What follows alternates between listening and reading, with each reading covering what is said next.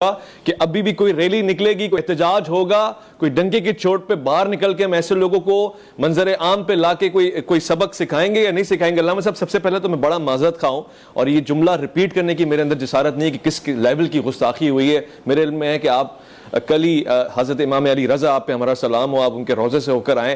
مجھے ڈر ہے کہ آپ نے شکایت نہ کی ہو اس امت کی اور ان لوگوں کی۔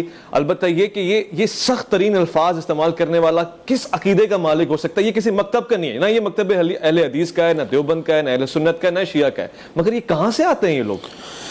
بسم اللہ الرحمن الرحیم۔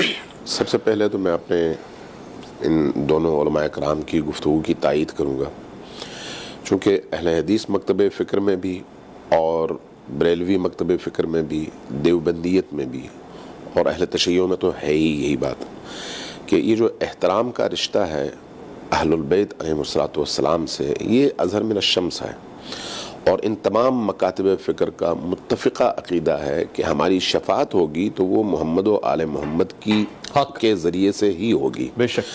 اب اگر کوئی شخص ان ہستیوں کی شان میں گستاخی کرتا ہے تو اس کے دو پہلو ہیں۔ ایک یہ کہ آپ کو کوئی علمی اختلاف ہے، آپ اس علمی اختلاف کی بنیاد پر ان کی مخالفت کرتے ہیں، یہ ایک الگ چیز ہے، یہ آپ کے فہم کا اختلاف ہے، یہ آپ جانیں، آپ کا مکتب جانیں، آپ کا نظریہ جانیں، اور جو لوگ ان کو مانتے ہیں ان کا نظریہ جانیں۔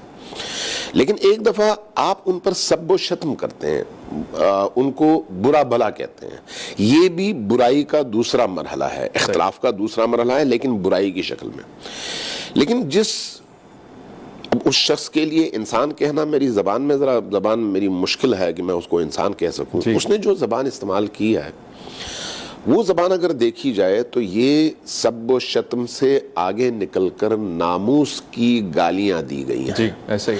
یہ جو ناموس کی گالی ہے، یہ یعنی خباثت اور حرام زدگی کی وہ انتہا ہے جس کے بعد پھر کسی پلیدی کا تصور نہیں ہو سکتا۔ صحیح بات۔ اس کا مطلب یہ ہے کہ اس کا پورا سراپا حرام سے ہی بنا ہے اور نجاستوں سے بنا ہے، اس کے علاوہ کوئی شخص ایسی جرأت نہیں کر سکتا۔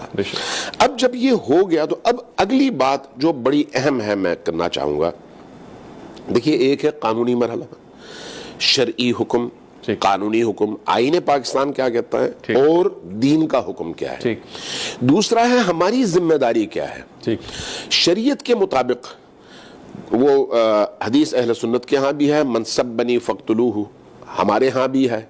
اسی طرح سے مکتب اہل البیت میں احادیث کا ایک پورا مجموعہ ہے جو نبی پاک، اہل البیت اعظام سے مراد ائمہ اثنا عشر، ان ہستیوں کی شان اقدس میں اگر کوئی ایسی زبان استعمال کرتا ہے تو حاکم شرع پر لازم ہے کہ وہ حکم دے اور اس کی گردن اڑائی جائے۔ اچھا، گردن اڑائی جائے، یعنی اس کے علاوہ کوئی اور سزا نہیں ہے، کیونکہ کسی انسان کو یہ آزادی حاصل نہیں ہے کہ وہ اللہ کی برگزیدہ کسی ایسی ہستی کے حوالے سے جو صاحب ولایت اور صاحب مقام ہو، صاحب منصب امامت ہو، اس کی بارگاہ میں، یا صاحب نبوت ہو، ایسی شخصیت کی بارگاہ میں ایسی کوئی جسارت کر سکے۔ شریعت نے یہ بالکل واضح کر دیا۔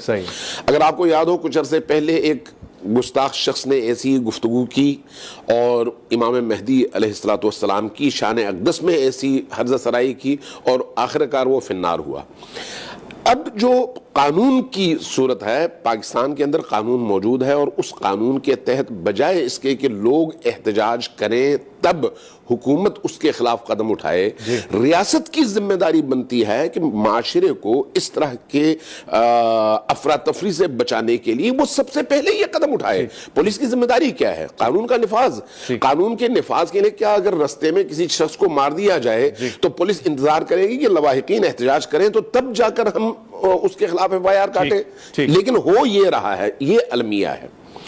اب دوسری بات جو بڑی اہم ہے، میں یہ بات عرض کرنا چاہوں گا، میں اس اہم بات سے پہلے ایک مختصر سے وقفہ لے لوں، لوٹ کر آؤں گا، یہی انتہائی اہم بات ہے، میں اسی بات کو یہیں سے جوڑنا چاہوں گا۔